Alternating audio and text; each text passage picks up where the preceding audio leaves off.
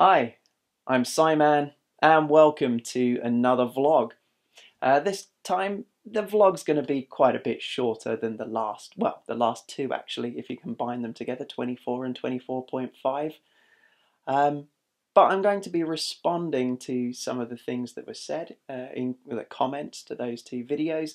I'm also going to spend a little time to comment on Blue Tonic's last vlog, the where he was talking about digital downloads, because I've got some thoughts on the digital media world, and I'd like to share them with you. But there's also something else, because you might be thinking, well, why the hell are you in the kitchen? Why are you not up in the spare room sitting in front of your computer like you normally do? Well, if you remember, 6 months ago I was in the kitchen in China and showed you the NutriBullet blender, which I've pretty much used every day since then, making smoothies. But I now have a secondary use for it as well, and I'll share that with you in a few minutes. But first, I'd just like to say thank you very much. Thank you so much to everyone who left comments for my last two videos, all of the kind words saying, it's really nice to have you back on YouTube and that you're making videos again. So thank you to all of you who left those kind of comments. And I must say, it does feel good to be getting back in front of the camera, making videos again, and hopefully I'm going to be making some decent videos, not just these vlogs, which I do like making, but it's actually the videos, like the gamers' living room videos, that I enjoy more. There's a lot more effort that goes into them, and one part of that effort is scripting. I always, for all of those videos, I think I wrote a script.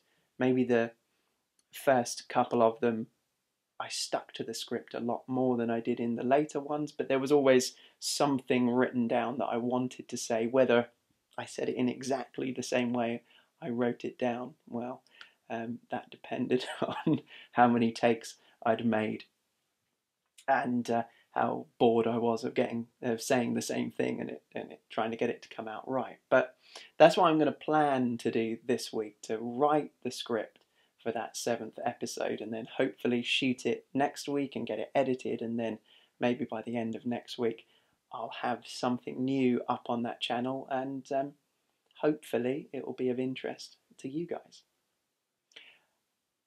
And I guess what else I'd like to talk about were the other comments that you guys left to the second bit of the video, the bit that I left out, 24.5, where I talked about my collection and the kind of doldrums I got in, got very, not depressed, but a bit down in the dumps about having so much stuff that I just didn't really need.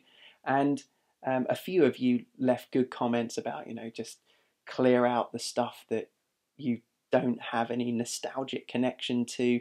If you're pretty sure you'll never play it, get rid of it. Don't just keep things for the sake of them, which I feel I have been doing. I feel that I've been buying things as if I'm going to become a collector later on. Although I've not really got the desire to become a collector, because I know how much space and how much money and how much of my life it would take up to build a significant games collection. I'm not a wealthy person. I don't have enough expendable income to be spending hundreds and hundreds of pounds every month and have a house big enough to accommodate a large room with a big games collection. And I think, but for some reason I was thinking that was on the horizon. That may be something in the near future. And I think I've had to be quite realistic with myself that ain't going to happen. And if it is, it isn't going to happen anytime soon. So maybe there's 10, 15 years time, I might have a bit more money and I might have a place for a games collection. And if that does happen at that point in the future, then maybe I could collect stuff. But I don't know. I think even by that time, if that did happen, I don't know whether I would really want to, because I've always been more interested in playing the games than having them on the shelf. I mean, there are a few games that I would like I've mentioned before, a limited Sega Master System collection I would quite like to have, and a few items from games like Space Harrier, maybe a few different versions of that, which I do have and I've kept. But I've done pretty much what Blue Tonic suggested, and he said, why not just look at everything and then have three piles: the things that you're going to keep, things that you know in your heart you do not want to lose, the things that you look at straight away and say, no, I can do without those, and then have a maybe pile. And that's exactly what I did. And it was surprisingly easy just to go through everything, especially looking at things I'm never getting rid of that. Things like Citadel on the Acorn Electron. In fact, all of my Acorn Electron games that I've got are still apart from maybe two, are still my original Acorn Electron games from when I was a little kid. And I don't have the heart to get rid of that system or those games. Every one of them, when I picked them up, there was that kind of nostalgic connection. I could remember playing the game when I was a child. Didn't want to get rid of those.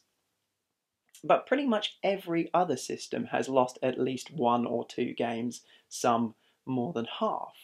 And as you can see here, I've got some PlayStation 2 games that I just felt there was no need to keep because I'd either got them on other systems, or it was a case of I'm never going to play these games again. I've played them, didn't like them, or they're just not my sort of thing. So they went into the pile straight away.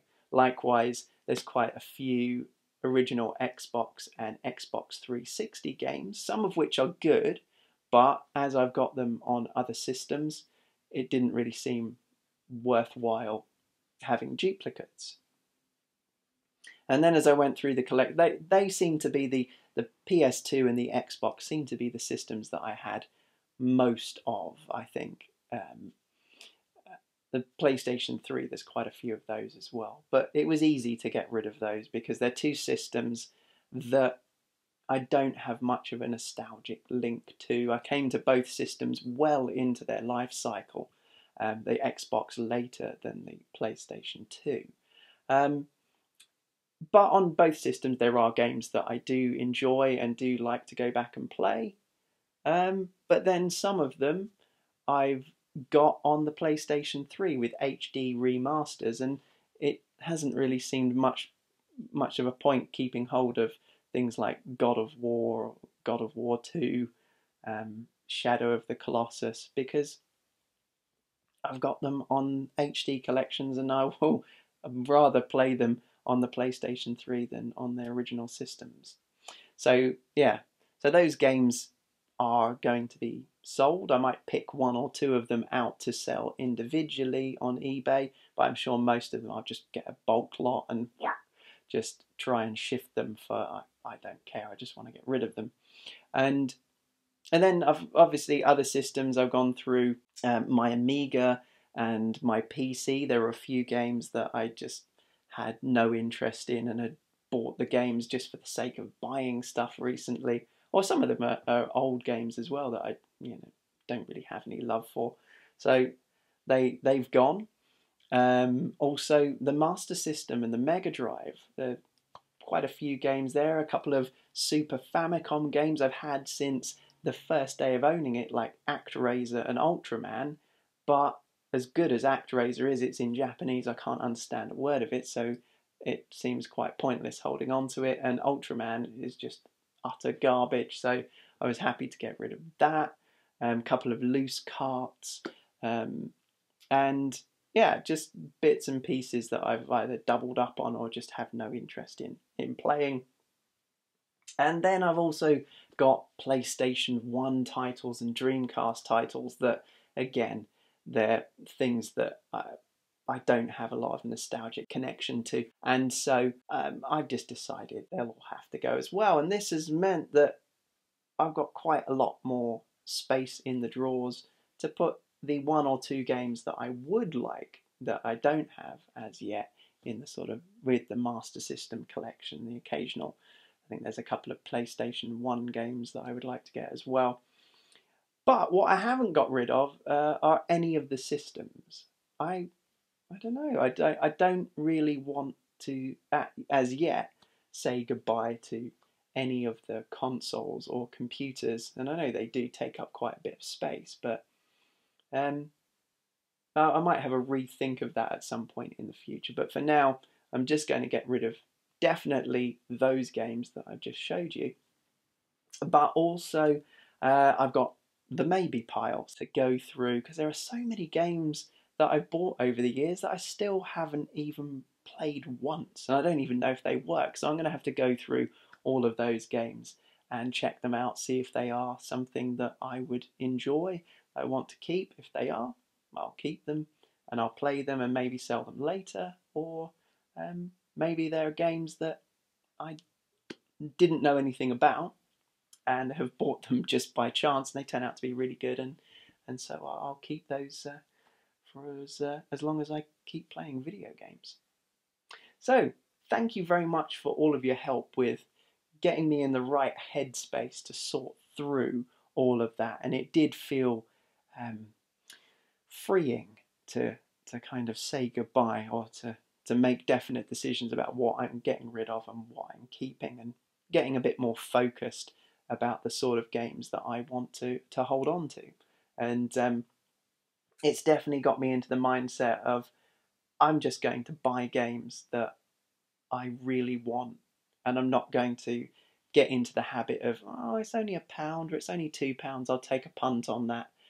I'll leave the games and just, even if I have to pay more for them, just go for the ones that I really want. I think in the long run that'll make me a lot happier. So that's all of that aside. The other thing I really wanted to talk about, just briefly, was what Blue Tonic spoke about in his vlog, and I'll put a link to the video in the description pane. And one thing he brought up in that video was digital downloads. How he feels about moving on and buying digital copies, and it's something I've been thinking a lot about recently as well, and how I'm becoming more comfortable with the idea of things being distributed digitally. It just seems inevitable that it's going to happen. I've been quite opposed to it in the past, but I just have to think that I don't need all of the boxes and the cases for things, and as people we don't really need the clutter that's taken up by these items that are essentially only created to make the thing more attractive in a store. I mean, that's why the case exists, to demonstrate or to display the game to you on a shop shelf, and to protect it, to get it from there to your home and protect it while it's at home. But if we have things distributed digitally, there's no need for a physical box. And yeah, in my heart, I'll miss that, because for me, video games that I've always grown up with have always come on some kind of media format, be that tape or disc or cartridge. And to say goodbye to that, it does seem a little bit sad, but there's a lot of convenience, and there's a lot of kind of democratization that comes from freeing from that retail model, that now game developers can very simply create stuff themselves and get that out to the people, and bypass this whole juggernaut infrastructure of games publishers and big development houses, publishers, retail stores, and streamline that whole service of getting the game from the people that make it to you. And I like that element of it, and I think that kind of outweighs the downsides in the long term. I think that outweighs the downside of moving away from physical media. But as I've thought about it, and I was talking to a friend in China not so long ago, and it just reminded me when Alex brought up vinyl and how vinyl sales have increased over the last few years, whereas other music formats are on the decrease. And there is this desire for people to have a physical um, work of art almost. That you keep it in your collection, you take it out and you use it. And I think for a long time there will be a market for that. And I had this feeling, I mentioned it to Alex, that I can foresee a time in the future where the retro of owning a physical game, like a console with cartridges, will actually come back in vogue once it's really died out and physical media has gone the way of the dinosaur. I can see it making a revival, and it'll probably cost a lot of money. It'll cost more money, but I think there'll be a niche market for it.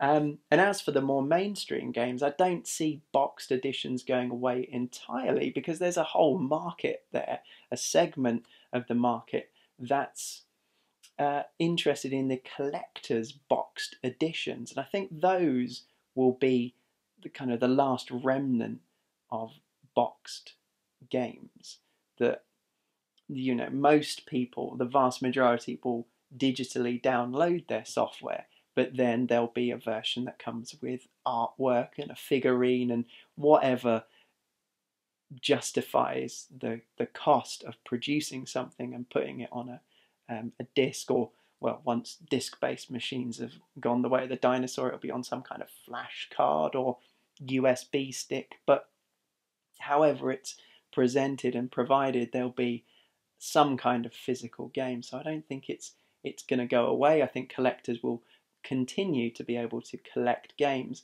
They just probably won't be able to collect everything, except for on their hard drive.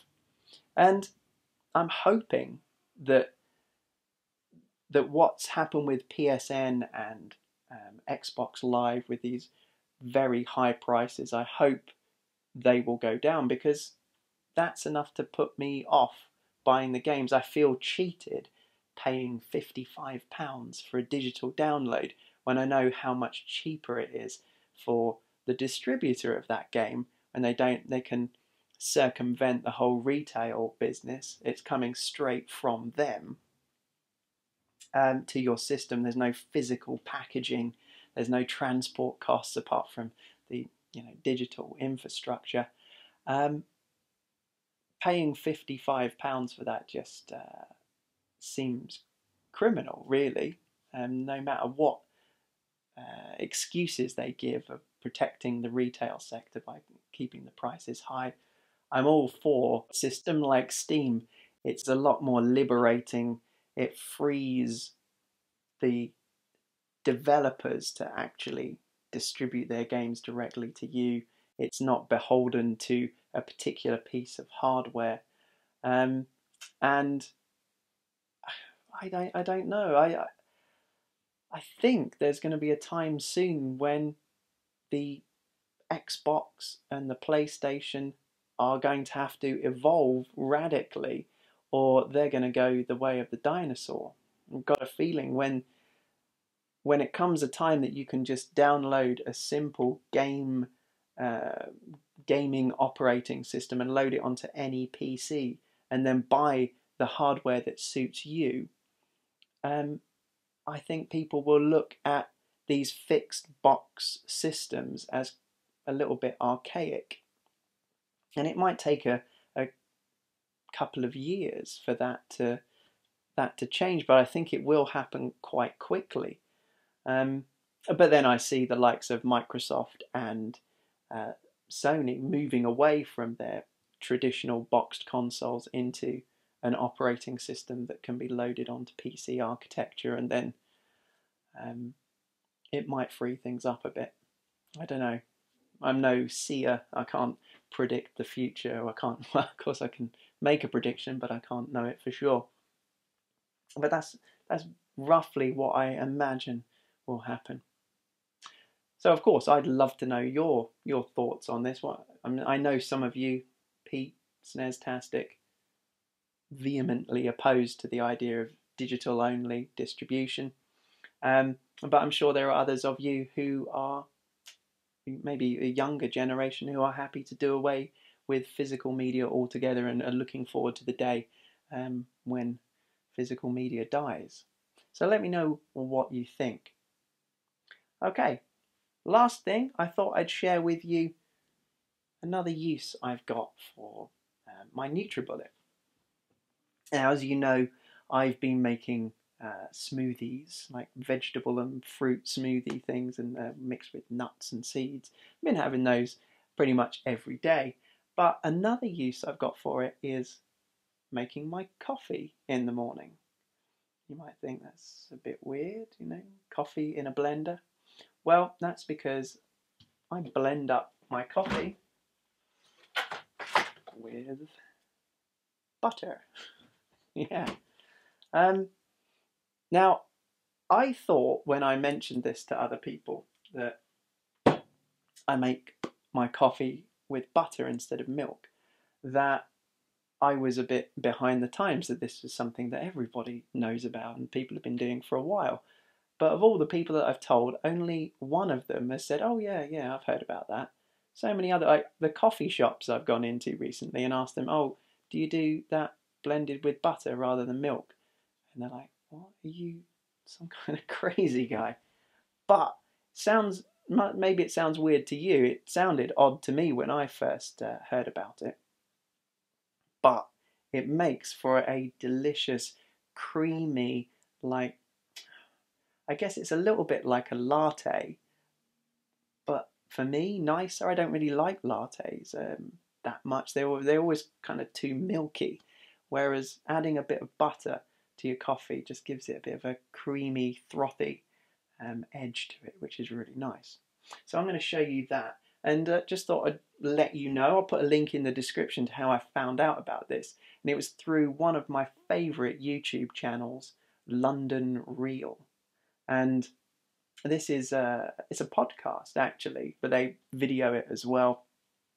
Apparently, it's doing very well on iTunes, and they have some fantastic guests on there. Everything from health and fitness experts to ultimate fighters to bodybuilders to technology experts and scientists. There's a whole vast array of different types of personalities they have on this show. And yeah, it's just really good interviewing, great questions, great guests, and it just makes for a really, really good podcast or YouTube video if you want to watch it. And on there, I heard about a guy called Dave Asprey, and he's got this company, Bulletproof Coffee. And Bulletproof is the name of the company. They do other products, but coffee is one of them. He does this upgraded coffee, which is like an organic, clean coffee that's created in a special way that doesn't produce any of the molds and toxins that's normally associated with the production of coffee. It's a bit expensive, coffee beans might cost about 3, 4, sometimes £5 per 250 grams or 240 grams in the supermarket. This is 340 grams of beans and it costs £16. So it's fairly expensive, but even then it's still cheap compared to going to the local coffee shop, Starbucks or Costa, and getting a coffee from there. And those coffees, I quite like them, but they're crap in comparison to what this is. So I'll show you how this works, and we'll take a look at it. So here we have all the stuff we need to make a nice cup of coffee. First up, we need to use the cafetiere or coffee press, whatever you like to call it. I told you the Bulletproof coffee comes as beans, but here I've pre-ground using the NutriBullet some of them, and I tend to do this every few days grind up a few beans. That keeps them reasonably fresh. And then I put in a scoop, maybe a little bit more than a scoop. It's a 15 mil scoop, or 0.25 ounces, or 7 grams. A little scoop like that is enough to make a coffee. Then obviously we need hot water. Okay, so nice hot boiling water. Now I normally wait a few seconds before pouring it into the cafetiere, because I've been told that if you pour it straight off the boil, it can scald the coffee and ruin the flavour. I don't know whether that's true, but it doesn't hurt to wait a few seconds. And then just fill it part way and let it sit there for a minute. And so that gives me some time to put in the butter. Okay, so the Bulletproof recipe suggests 25 grams, and if you look at the packet here, it shows you roughly what a 25 gram segment looks like. I don't use quite that much. I did to begin with, but now I find I don't really need that much butter, so still quite a big chunk, a sliver like that, into the NutriBullet cup. And then there's something else that is included in the Bulletproof recipe, and it's this: MCT oil, medium chain triglyceride, or this is an enhanced version of it called brain octane.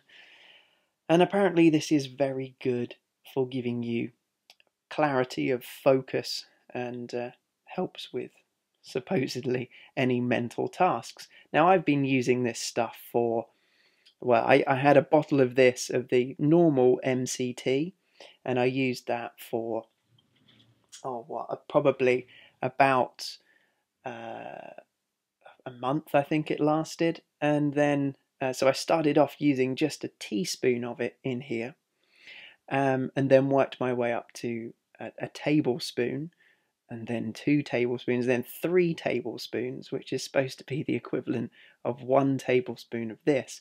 And I've used this and had as much as 2 tablespoons, and the increase in mental function is minimal. It's been a bit of a disappointment. I mean, this is pretty expensive stuff. A standard bottle of the MCT oil costs about £30.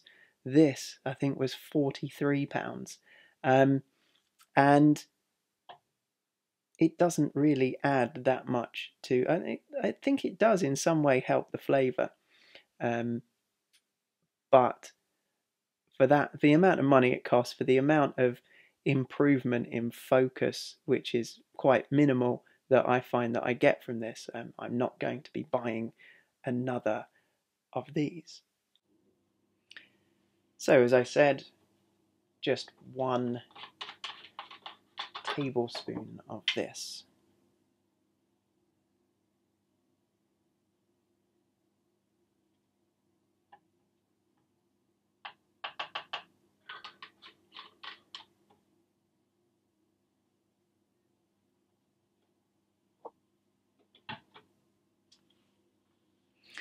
And then fill up the rest of the coffee cafetiere with hot water to about here. Put on the top and leave it for about 3 minutes. I've been told that 4 minutes is about the right time to brew a coffee. So thanks to the magic of video editing, you don't have to wait for that. Then we just push down the plunger and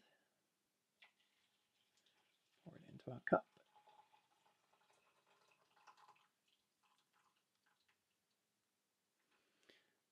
Okay, and then this is where the NutriBullet comes in.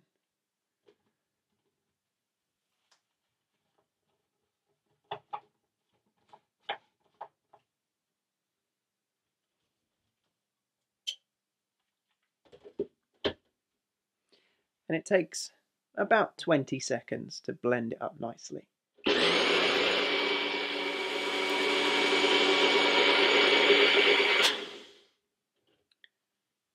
And there we have a nice frothy coffee.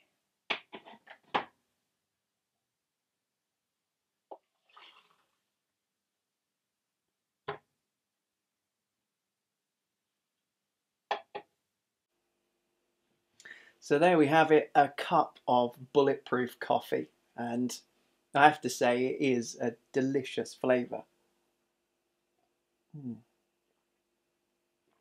Yeah, a kind of, you get a nice smoky hint, a rich taste. It's a medium blend, so it's not too strong, but adding that butter into it gives it a sort of creamy texture, and for me it actually brings out the flavour of the coffee more than putting in milk. Whether adding the brain octane oil makes that much of a difference, I'm not sure, really. I mean, I've slowly built up, as I said, with 1 teaspoon of MCT oil, building that up to 2, 3, then a tablespoon, then 2 tablespoons, 3 tablespoons, a tablespoon of the brain octane, up to, on days where I thought I needed a bit of an extra kick, like days when I was studying, cramming hard for the exam, and doing the exam I've just done recently, I had 2 tablespoons of brain octane.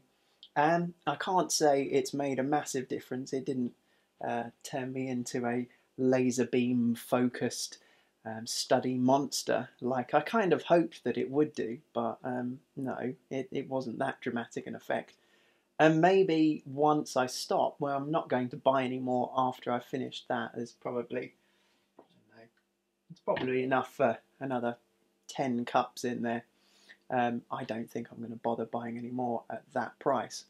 But I will probably continue to buy the Bulletproof coffee, and I'll definitely continue to blend butter into whichever type of coffee beans I get. I have tried it with a few other medium roast beans from the local supermarket, from Waitrose. I think I've tried ones from Sainsbury's as well, and they were good, but they're not as fresh as the flavour of this coffee. And I think one of the things that did surprise me when I first bought this coffee was trying, accidentally trying the grains of coffee that had kind of slipped through when I'd poured it out through the cafetiere.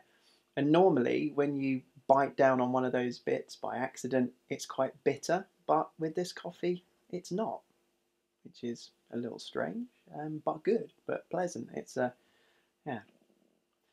That's it. I'm not going to waffle on about coffee too much, but let me know if you love coffee like I do, and you've tried Bulletproof, or you have a favourite coffee or a favourite way of making it. I'd love to hear about that. But for now, from my kitchen to wherever you are, thanks very much for watching. I'll see you next time. Bye bye.